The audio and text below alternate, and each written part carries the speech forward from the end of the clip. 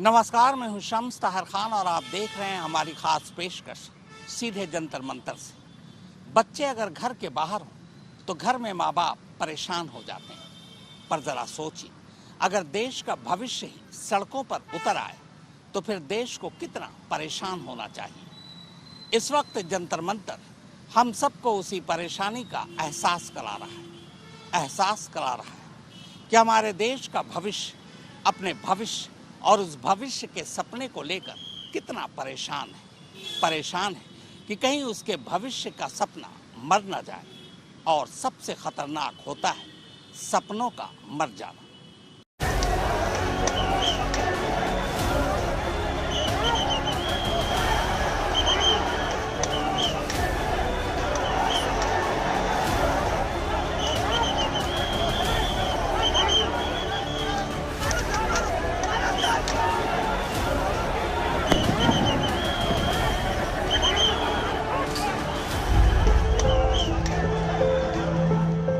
Police की मार सबसे खतरनाक नहीं होती।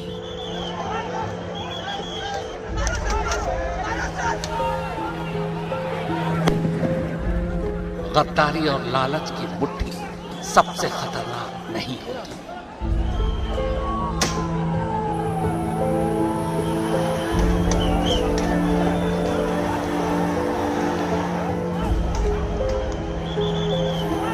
बैठे बिठाए पकड़े जाना बुरा तो है,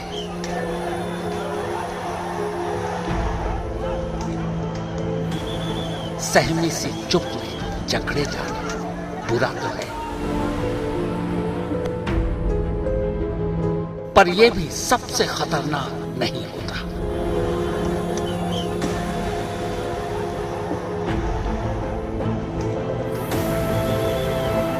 सबसे खतरनाक होता है मुर्दा शांति से भर जाना।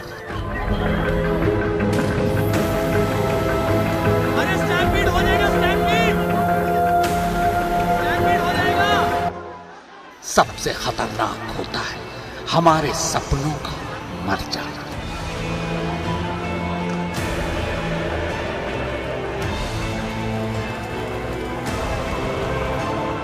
दिल्ली का जंतर मंतर यानी वो दहलीज जहां से देश का गुस्सा अपने हुक्मरानों से फरियाद करता है। ये फरियादें दरबार के किस हिस्से तक पहुंचने में कामयाब होती हैं, इसी बात से फरियाद के कद और उसकी हैसियत का अंदाजा लगाया जाता है। लेकिन इस बार चोट थोड़ी गहरी है। इस बार जंतर मंतर पर गम और गुस्से का अजीब संगम है। किसी को छात्रों और आम लोगों का त्योहार देखना हो तो उसे जंतर मंतर का नजारा जरूर करना चाहिए। हर तरफ बस एक ही शोर है कि शायद इस बार कुछ ऐसा हो जाए कि फिर किसी बच्चे के सपने को एग्जाम के नाम पर कोई चुराने की हिम्मत न कर पाए। माँ बाप और उनके बच्चों के सपनों के हक में एक ऐसा कानून बन सके जिसके बाद हर बच्चे का मुस्तकबिल महफूज हाथों में। नाइंसाफी, बेईमानी और भ्रष्टाचार का सैकड़ों साल पुराना किस्सा नई पोशाक पहनकर एक बार फिर हमारे दिलों पर दस्तक दे रहा है। रगों में लहू बनकर उतर चुका इम्तिहान चोरों का कैंसर आखिरी ऑपरेशन की मांग कर रहा है। अवाम सियासत के बीज बोकर हुकूमत की रोटियां सेकने वाले नेताओं के भविष्य का फैसला करना चाहती है। यह गुस्सा एक मिसाल है कि हजारों छात्र जब एक मकसद के लिए एक साथ स्कूल कॉलेज से निकलकर गांधी के बताए आंदोलन का हिस्सा बन जाते हैं तो हिंदुस्तान का हिंदुस्तानियत पर यकीन और बढ़ जाता है।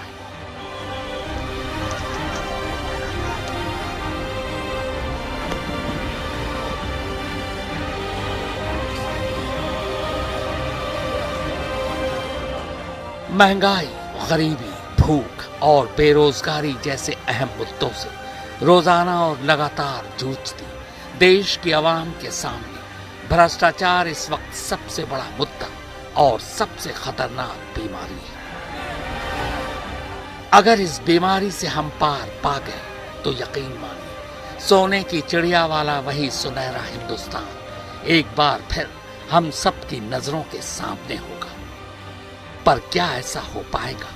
क्या आप ऐसा कर पाएंगे?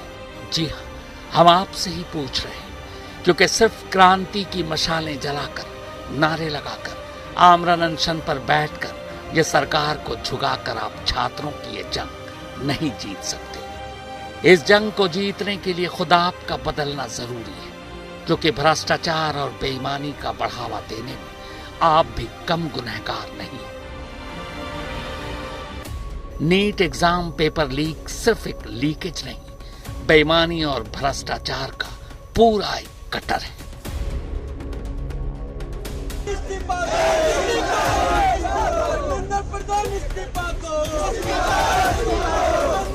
दिल्ली के दिल जंतर मंतर से शुरू हुआ इंकलाब उम्मीद की किरण जगाता है कि अपने देश को ईमानदार और भ्रष्टाचार मुक्त बनाकर हमारे भविष्य यानी नौजवानों का भविष्य बेहतर बनाने का हमारा सपना अभी मरा नहीं। यह अलग बात है कि हक और ईमानदारी की बात करते हुए हम अपनी जिम्मेदारियों की चर्चा तक करना नहीं चाहते और दूसरों से ईमानदारी से नीट या उस जैसे दूसरे इम्तिहान को कराने की उम्मीद रखते हैं। बहुत से लोग ये कह सकते हैं कि जंतर मंतर पर मौजूद छात्र निरंकुश थे या सियासी लोग उन्हें इस्तेमाल कर रहे थे। ऐसे लोगों को जंतर मंतर के इस गम और गुस्से को करीब से महसूस करना चाहिए। यह भीड़ किसी वोट बैंक का हिस्सा नहीं, बल्कि उनकी है जो पूरे साल की पढ़ाई की मेहनत और अपने माँ बाप के सपनों के बार बार टूटने से तंग आ चुके हैं। अगर हम तंग आ चुके इन हजारों लोगों को किसी एक नाम से पुकारेंगे तो यकीनन वो नाम आंदोलन ही होगा। बाकी सब आजाद हैं अपने अपने हिसाब से इसे कोई और नाम देने के लिए।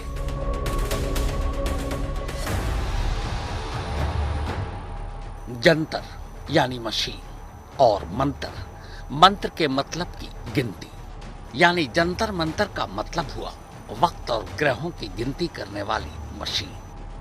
क्या इत्तेफाक है ना कि आज जो जंतर मंतर धरने, प्रदर्शन और आंदोलन का पहचान बन चुका है, वो गुजरे वक्त में देश की महान वैज्ञानिक तरक्की का सबूत हुआ करता था। और ये भी क्या इत्तेफाक है कि 33 साल पहले 1993 में डूसू यानी दिल्ली यूनिवर्सिटी स्टूडेंट्स यूनियन ने पहली बार जंतर मंतर पर कोई बड़ा प्रदर्शन किया था। इसके बाद से जंतर मंतर वो जगह बन गई जो सबको जगह देती है, जहां लोकतंत्र सचमुच जिंदा नजर आता है। वही इस बार भी हो रहा है, इसी जंतर मंतर पर क्यों? तो असल में इसकी शुरुआत इसी साल मई में हुई थी। पूरे साल कड़ी मेहनत और सपनों पर नजरें गड़ाए 22 लाख बच्चे डॉक्टर बनने के लिए नीट के इम्तिहान में बैठते हैं। उस इम्तिहान में जिसे चोरों ने पहले ही चुरा लिया था, पेपर लीक हो चुका था, एग्जाम कैंसिल। अब सोचिए, सिर्फ उन बच्चों के बारे में नहीं, उनके माँ बाप के बारे में भी, जिन्होंने अपने बच्चों को डॉक्टर बनाने की हसरत में अपनी सारी पूंजी लगा दी। कुछ की पूंजी कम पड़ी तो बच्चों की खातिर घर बार बेच दिया, पर उन्हें मिला क्या? धोखा। अब अगर एक देश एक इम्तिहान तक को चोरों से न बचा पाए तो भारत का भविष्य गुस्सा तो होगा, उदास और मायूस भी। बहुत से तो ऐसे बच्चे थे जिन्हें एग्जाम के बाद लगा कि उनकी मंजिल बस अब दरवाजे पर खड़ी है। इम्तिहान ही इतना अच्छा गया था, लेकिन जब नीट चोरों के चोरी की दास्तान सामने आई तो ऐसे बहुत सारे बच्चे टूट गए। देश भर में 20 से ज्यादा बच्चों ने अपनी जान दे दी। सोचिए, सोचकर ही अजीब लगता है। जिंदगी का इम्तिहान तो समझ आता है, पर बच्चों का इम्तिहान भी जान लेता है। सबसे पहली बात तो ये है कि देखिए, जो स्टूडेंट है वो स्टूडेंट का दर्द समझता है। मैं भी एक स्टूडेंट हूँ, मैं एमए कर चुका हूँ अभी कंप्लीट, मैं पीएचडी की तैयारी कर रहा हूँ। तो मैं ये कहना चाहूँगा कि आंदोलन जो हो रहा है, सबसे पहले तो हमारे 90 से ऊपर पेपर लीक हो गए 10 साल में, छोटे बड़े सब मिला करके। पेपर लीक बिल्कुल नहीं रुक रहे हैं, चाहे यूपी में हो, चाहे केंद्र में हो, चाहे कहीं भी हो, जिसके कारण हमारे केवल तथाकथित आंकड़े में 17 छात्रों ने जान गंवाई है। ना जाने कितने छात्राओं ने जान गंवाई होगी। हम उनके इंसाफ के लिए और ताकि आगे ऐसा ना हो सके, हमारे देश में हमारा देश एक संजीदगी से पेश आए और अमन और चैन की जिंदगी बनी रहे। क्या करते हैं मैम, स्टूडेंट कोई लीडर का बच्चा मैम सुसाइड नहीं करता है, मेरे जैसे ही मिडिल क्लास फैमिली के बच्चे सुसाइड कर रहे हैं एग्जाम में। हम बदलाव एजुकेशन में चाहते हैं, हमें पॉलिटिक्स से कोई रिलेशन नहीं है। हम 18-19 इयर्स के हैं, हमारा पूरा फ्यूचर आगे जाने वाला, बहुतों की फैमिलीज डिपेंडेंट है इस पेपर पे, और ये पेपर कभी लीक हो रहा है, कभी यहाँ पे लास्ट ईयर जैसे था लोगों को पहुंचाए गए, इस बार लीक हो गया, कितने बच्चों ने सुसाइड्स करा। ये जो है आज आगे जाके सही कर दिया जाएगा, उन बच्चों की लाइफ वापस नहीं आएगी। ये बहुत इम्पोर्टेंट चीज है कि 20-25 बच्चे मर चुका है। ये नीट एग्जाम ये प्राइवेट कंपनी को दिया है। ये एग्जाम बच्चे millions of children in India study hard and they have to get a job, they have to compete exams, but you give the NTA is a private company, national testing agency से private company, वो private company को दिया है। And nobody knows the last 10 years कम से कम 15 paper leak हुआ है, पेपर सेटिंग से लीक हुआ है। सो इतना हो रहा है, the government should come and से या हम ठीक करेगा। ऐसे आपको क्या बनना है? डॉक्टर बनना है आपको, तो आपको भी आगे जाकर नीट का एग्जाम देना पड़ेगा। So what do you think कि अभी कुछ तुम्हें लग रहा है कि गलत हो रहा है, या आप क्या क्या चीजें देख रहे हो? बहुत गलत हो रहा है, मतलब पेपर लीक हो जा रहा है, वो होना नहीं चाहिए। बहुत लोग अपने सुसाइड कर ले रहे हैं, होना नहीं चाहिए। नीट के उन बच्चों ने यूं ही जान नहीं दे दी थी, बल्कि उसके पीछे भी एक कड़वे सच की दास्तान थी। हमारा देश दुनिया के गिने चुने उन सबसे बड़े देशों में से एक है जहां सबसे बड़ा स्कूली सिस्टम है। देश भर में मौजूद 14,71,000 स्कूल हैं, जिनमें लगभग 24 करोड़ 70 लाख बच्चे पढ़ते हैं। भारत चीन के बाद दूसरा ऐसा देश है जहां सबसे ज्यादा ग्रेजुएट पैदा होते हैं। हर साल देश के अलग अलग कॉलेजों से करीब 50 लाख बच्चे ग्रेजुएट होते हैं। लेकिन जानते हैं, हर साल इन 50 लाख ग्रेजुएट होने वाले बच्चों में से नौकरी कितनों के हिस्से में आती है? सिर्फ 28 लाख। यानी हर साल औसतन 22 लाख बच्चे ग्रेजुएट होने के बावजूद बेरोजगारों की गिनती बढ़ाते जाते हैं। अब ऐसी सूरत में अगर पूरे साल की मेहनत के बाद एक पूरा इम्तिहान ही चोर चुरा ले जाए तो उन बच्चों पर क्या बीतती होगी, उनके माँ बाप का क्या हाल होता होगा। और यहीं से ये सवाल और गुस्सा दोनों एक साथ आया कि जिस देश का डंका पूरी दुनिया में बजने के दावे किए जा रहे हैं, वो देश बच्चों का एक छोटा सा एग्जाम भी चोरों और भ्रष्टाचारियों से नहीं बचा पाया। सही बोले तो मेरा पढ़ाई जस्ट कंप्लीट हो गया, बट आई वांटेड कि मेरा जो फ्यूचर, जो मेरा बहन है, जो मेरा भाई है, उनको ये जो एजुकेशन सिस्टम से चल रहा है अभी, जो इसका ये जो भी ये लोग कर रहे हैं, एजुकेशन सिस्टम जो ठीक नहीं चल रहा है अभी, तो मैं नहीं चाहती हूँ कि मेरे भाई, जो मेरा बहन आने वाला है, उनको इस चीज़ से कोई प्रॉब्लम हो। इस चीज़ की वजह से मैं आज आई हूँ यहाँ पर, मैं अपने फ्रेंड्स के साथ स्टैंड लेने के लिए। जैसे कि मम्मा ने बोला कि एजुकेशन बेसिक राइट है, और हम कंट्री में ये भी बोलते हैं कि यूथ ही हमारा फ्यूचर है। तो अगर आप अपने फ्यूचर को बेसिक एजुकेशन नहीं दे पा रहे हो, उनको प्रोटेस्ट करना पड़ रहा है अपनी बेसिक नीड्स के लिए, तो फिर आप क्या ही करोगे? आप ये बोलते हो कि फ्यूचर में हम इतने डेवलप हो जाएंगे, आपका एजुकेशन सिस्टम डेवलप नहीं हो पा रहा, आप कैसे डेवलप हो पाओगे? जो है कि बच्चों के फ्यूचर के लिए हम लोग आगे आए, क्योंकि मेरी बेटी ने भी नीट का पेपर दिया, 2 बार लीक हुआ है। वो आज के टाइम में वो इतनी डिप्रेस है ना कि सर वो नहीं आई। अच्छा, उसने भी नीट का पेपर दिया। जो पेपर लीक हो जा रहा है, कम से कम उसे तो कंट्रोल किया जाए, चलो मतलब रोक लगाई जाए। अगर आप नहीं कर सकते तो कम से कम कोशिश तो आप कर सकते हो ना, दिखना चाहिए कि आपने कोशिश किया, ठीक है। और सेकंड ये हो सकता है कि जो हमारे यहाँ जो बच्चे पढ़ते हैं, बेसिकली क्या है कि नीट तो पास हो गए, बट कॉस्टली इतना ज़्यादा हो जा रहा है आगे जाके कि एजुकेशन कि मतलब सर्वाइव करना लोगों के लिए मुश्किल हो जा रहा है। डेमोक्रेसी की तुमने पूरी तरह से हत्या कर दी और तुम हमारी बात सुनना ही नहीं चाहते हो। सोना वांगचुक को जिस तरह से तुम उठा के ले गए हो, क्या वो सही तरीका था? तो इस बात का हम अभी तक तो हम ये चाहते थे कि भाई सुने सुने सुने, लेकिन अब हम इस स्थिति में आ गए कि भैया आर पार की स्थिति होनी चाहिए। बहुत हुआ, अब इसके आगे सहन शक्ति बची नहीं। आप कंपेयर करते हो खुद को कि हम बांग्लादेश से ऊपर है, हम पाकिस्तान से ऊपर है, आप चाइना से खुद को कंपेयर करो ना। वो इतना बड़ा एग्जाम गाँव का जो वर्ल्ड नंबर 1 टफेस्ट एग्जाम है, वो इतनी अच्छी तरीके से कंडक्ट करा पाते हैं। आप 25 लाख बच्चों का नीट नहीं करवा पा रहे कंडक्ट, तो ये कैसा सिस्टम हुआ फिर आपका? मम्मी पापा ने अलाउ नहीं किया, लेकिन मम्मी पापा का ये कहना था कि तुम पहले पढ़ो, तुम अपने ये करो, लेकिन भाई सिस्टम है, हम उस सिस्टम में अभी आगे और बढ़ना है, जाना है। अगर ये सिस्टम अच्छा नहीं होगा तो हम कैसे फिर आगे जा पाएंगे? इस वजह से हम खुद झगड़ भान के आ गए। और एक मेरे पास एक पॉइंट है एक्चुअली, मैंने जैसे एक न्यूज पे देखा था एक्चुअली कि एक स्टूडेंट था जिसको 2 मिनट हो गया था, तो एग्जाम को वो नहीं बैठने दिया, उनको नहीं बैठने दिया गया है। तो ये तो देखिए कितना शेमफुल बात है। जो बंदा उतने टाइम से वो स्टडी कर रहा है, सब कर रहा है, तो उसके ऊपर क्या बीत रही होगी, उसके फैमिली के ऊपर क्या बीत रही होगी? तो ये तो एकदम शेमफुल एकदम चीज है। आई थिंक जो मिलेनियल्स हम जैसे नहीं कर पाए वो आज की यूथ करेगी, because they are not scared, और I think we have really push them to the corner. अगर हमने उनको इतना कॉर्नर में पुश कर दिया तो रेवोल्यूशन का स्पार्क तो वहीं से आएगा। तो सिस्टम से बहुत परेशान हूँ, और सिर्फ एक सीफा पे या एक रेजिग्नेशन से ये चीज़ नहीं बदलेगी। हमें सिस्टम में बहुत बड़े चेंज करने पड़ेंगे। एक जाएगा, दूसरा आएगा, सिस्टम वही रहेगा। मेन जो हमारा रूट कॉज है इस प्रॉब्लम का, वो हमें सिस्टम में अमेंडमेंट करने पड़ेंगे, बहुत सारे रूल चेंज करने पड़ेंगे कि लोगों को अकाउंटेबिलिटी हो, प्लस उसमें ट्रांसपेरेंसी हो।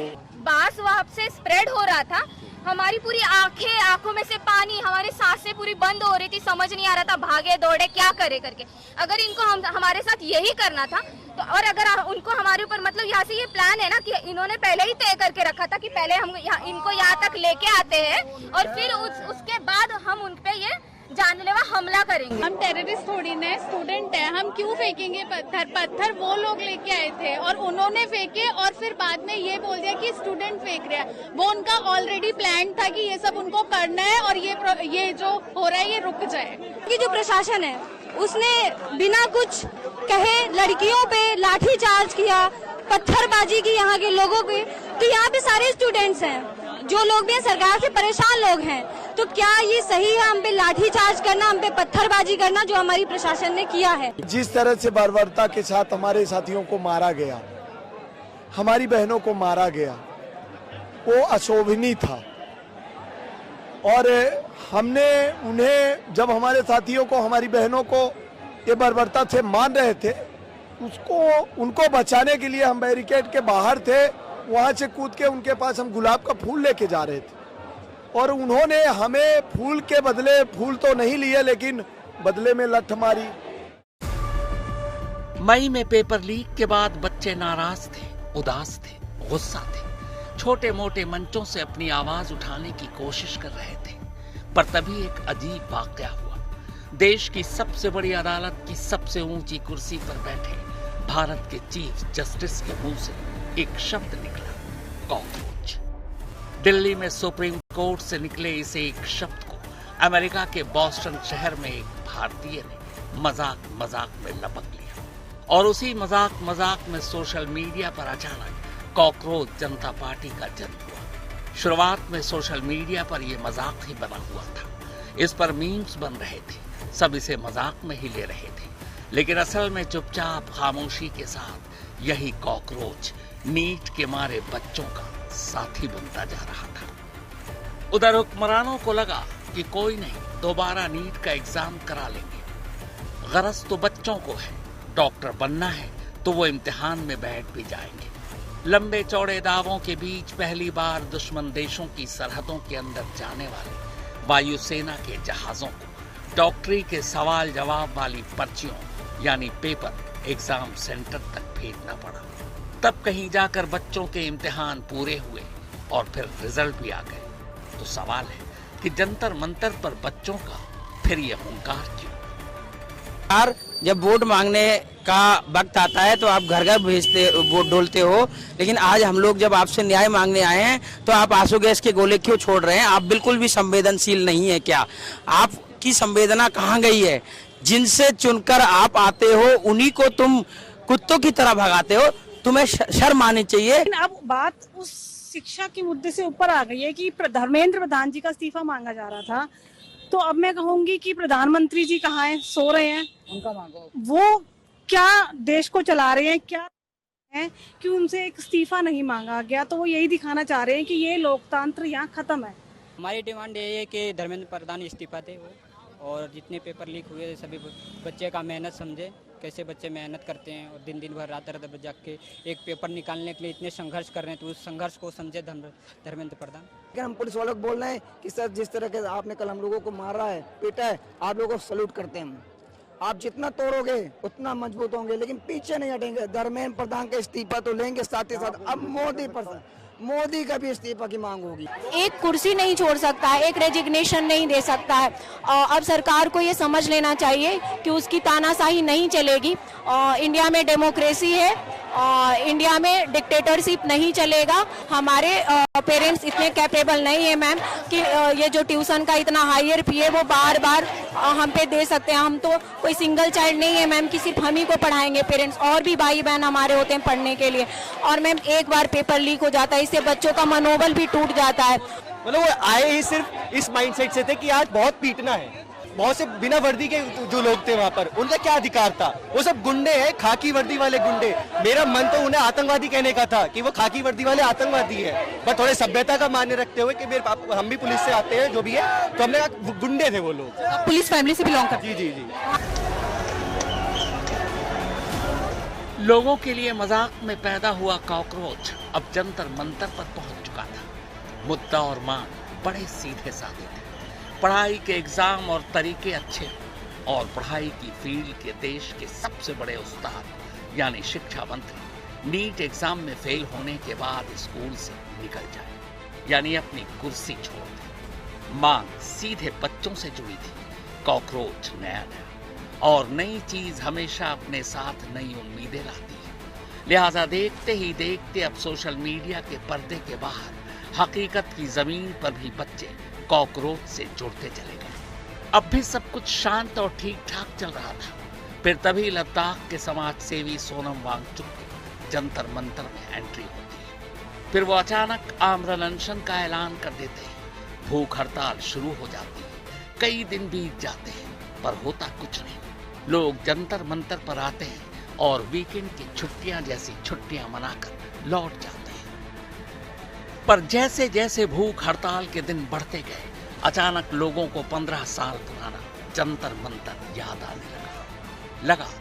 2011 का अन्ना हजारे का आंदोलन, वो आंदोलन जिसमें पहली बार नई नस्ल ने अन्ना हजारे में गांधी को देखना शुरू कर दिया था। बीतते दिनों के साथ सोनम वांगचुक की तबीयत भी बिगड़ने लगी थी।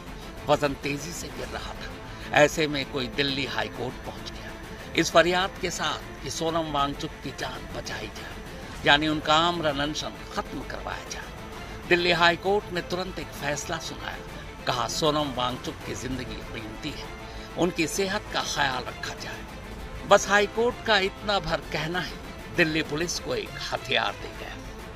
20 जुलाई से संसद का मानसून सत्र शुरू होने वाला था। सोनम वांगचुक ने पहले ही ऐलान कर रखा था कि उस दिन सभी छात्र संसद भवन तक मार्च करेंगे, लेकिन उससे पहले अचानक दिल्ली में हलचल तेज हो जाती है। 17 जुलाई की सुबह अचानक दिल्ली के पुलिस कमिश्नर को बदल दिया जाता है। नए कमिश्नर की पहली मीटिंग जंतर मंतर को लेकर होती है। पूरी शाम और रात तैयारी होती है और फिर 18 जुलाई की सुबह सोनम वांगचुक के आमरण अनशन के ठीक 20वें दिन डॉक्टरों का भेष बनाकर दिल्ली पुलिस उन्हें जबरन मंच से उठाकर सफदरजंग अस्पताल ले जाती है। लगा अब 20 जुलाई का संसद मार्च मुमकिन नहीं, क्योंकि दिल्ली पुलिस ने सोनम वांगचुक के हटाने के साथ साथ जंतर मंतर को भी खाली करने का फरमान जारी कर दिया था। लेकिन शायद दिल्ली पुलिस उस जंतर मंतर का मतलब भूल बैठी थी, जिसका जन्म ही समय और ग्रहों की गिनती करने के लिए हुआ था। 20 मार्च को हजारों बच्चे अपने समय और ग्रहों को बेहतर बनाने एक बार फिर उसी जंतर मंतर पर पहुंच चुके थे। उधर पुलिस भी तैयार थी बच्चों को रोकने के लिए, और इधर बच्चे भी तैयार अपनी आवाज हुक्मरानों के कानों तक पहुंचाने के लिए। लाठियां चली, रोते हुए बच्चों के आंसुओं को आंसू गैस की गोले से और ज्यादा भिगोया गया। कुछ को गिराया गया, कुछ को उठाया गया, कुछ थाने पहुंचे, कुछ अस्पताल, और कुछ जो वापस घर लौटे तो ये सोच कर लौटे कि अपने सपनों में रंग भरने के लिए वो वापस फिर लौटेंगे इसी जंतर मंतर पर, क्योंकि ये एक ऐसा आंदोलन है जिसकी आवाज को नजरअंदाज नहीं किया जा सकता। सबसे खतरनाक होता है मुर्दा शांति से भर जाना।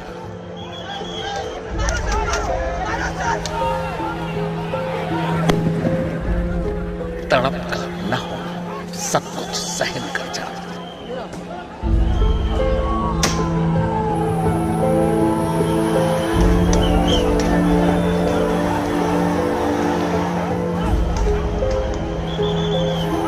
घर से निकलना काम पर और काम से लौटकर घर आना।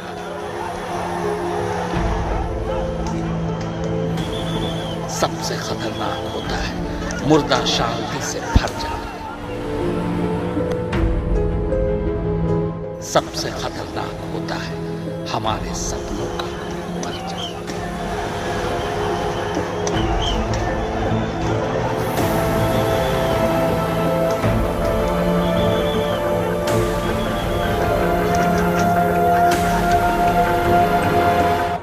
जंतर मंतर से हमारी इस खास पेशकश में फिलहाल इतना ही। देश और दुनिया की बाकी खबरों के लिए आप देखते रहिए आज तक।